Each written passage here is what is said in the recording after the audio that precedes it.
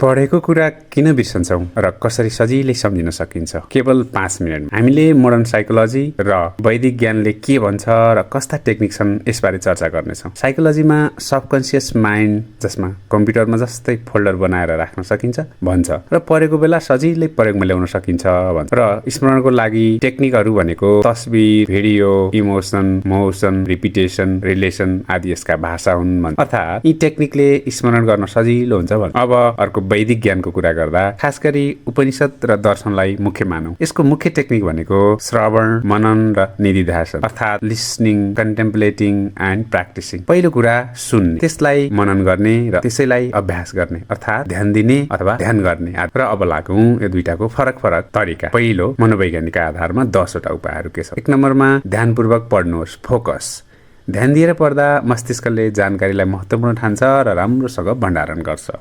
2 number, बुझेर पढ्नुहोस्, understand. गहिरो रूपमा बुझेर पढ्दा जानकारी दीर्घकालीन हुन्छ र स्मृतिमा जान्छ। 3 नम्बर, अन्तरालमा दोहोऱ्याउनुहोस्, स्पेस रिपिटेसन। यसको भाषा चाहिँ रिपिटेसन हो। 1 दिनमा 3 दिन, 7 दिन, 15 दिन यस्तो दोहोऱ्याउँदै पढ्दाखेरि बिर्सिने सम्भावना कम हुन्छ। 4 नम्बरमा सक्रिय स्मरण गर्नुहोस्, एक्टिभ रिकल। पुस्तक बन्द गरेर आफै स्मरण गर्ने प्रयास गर्नुहोस्, जसले गर्दा स्मरण शक्ति बलियो हुन्छ। 5 नम्बर, आफ्नो शब्दमा लेख्नुहोस्, teach explain in your own word. अरूलाई सिकाउँदा वा आफ्नो शब्दमा लेख्दा ज्ञान गहिरो हुन्छ र सजिलै सम्झिन्छ।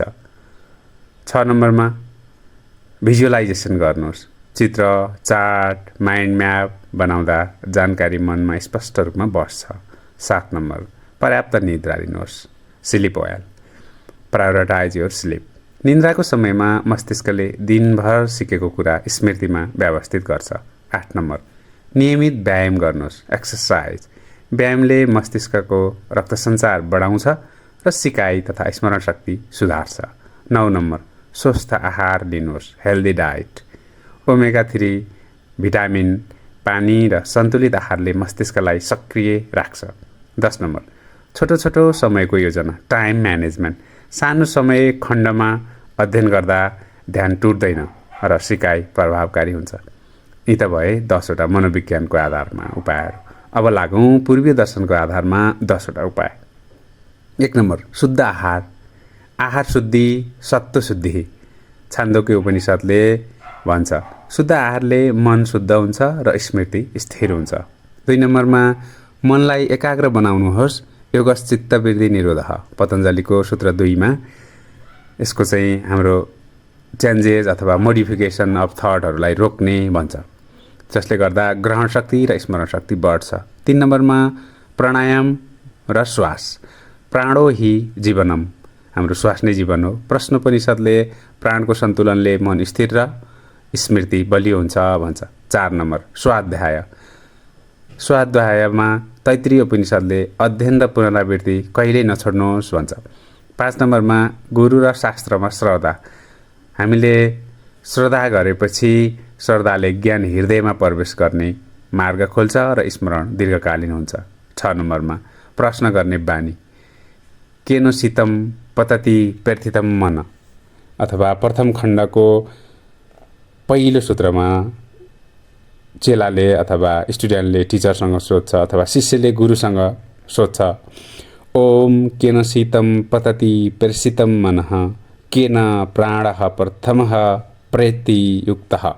यो भनेको खासमा चाहिँ के हो भन्दा यो हाम्रो मनलाई केले कन्ट्रोल गर्छ, के को अधीनमा हुन्छ, कसरी यसले सूचना ग्रहण गर्छ, कहाँ गएर रोकिन्छ, कसरी यसको स्मृतिमा भण्डारण हुन्छ जस्ता कुराहरू चाहिँ सोध्छ। त्यसैले भन्छ प्रश्न गरिराख्ने, क्वेसनिङ चाहिँ एउटा राम्रो मार्ग हो सिक्नको लागि भन्छ। यदि तपाईँले पहिला क्वेसन बनाएर दिमागमा राख्नुभयो र पछि त्यसको उत्तर खोज्नुभयो भने पहिलो कुरा चाहिँ क्वेसन नै बुझ्नुपर्छ भन्छ। लेख्दाखेरि पनि त्यो चाहिँ हामीले ध्यान दिनुपर्छ। 7 नम्बरमा मनन र निधिध्यासन। श्रवण, मनन र निधिध्यासन 3टा टेक्निक भन्यौँ।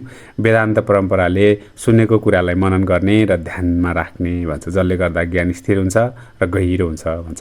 8 नम्बरमा इन्द्रिय संयम। यो चाहिँ इन्द्रिय संयमले ध्यान जोगाउँछ र स्मरण शक्ति बढाउँछ भन्छ। हाम्रो ऊर्जाहरू खेर गइरहेको हुन्छ संयमित इन्द्रिय नहुँदा। 9 नम्बरमा ध्यान। ध्यानात् ज्ञानेन मनश्च स्थिरम। जहिले पनि ध्यान नै हरेक कुरामा ध्यान दिएर गर्नुहोस्, ध्यान दिएर सुन्नुहोस् भनेको त्यही हो ध्यान। ध्यानले चित्त शान्त हुन्छ र स्मृति सुदृढ हुन्छ। 10 नम्बरमा सत्य, अहिंसा र सत्संग। सत्यम वद, अब जहिले पनि सत्यम वद, प्रियम वद भनिरहन्छ। तैत्तिरीय उपनिषद्ले त के भन्छ भन्दा सात्विक जीवनशैलीले मन प्रसन्न राख्छ र स्मरण शक्ति बढाउँछ। जस्तो अन्न त्यस्तै मन भन्ने कन्सेप्ट रहेको छ हाम्रो शास्त्रीय पूर्वीय परम्परा। यो केवल 100-200 वर्षको होइन, यो over the period, over the decade पनि होइन, थुप्रै खालको सेन्चुरी मात्रै मान्दैन सिभिलाइजेसन, यसले धेरै लामो समय लिन्छ।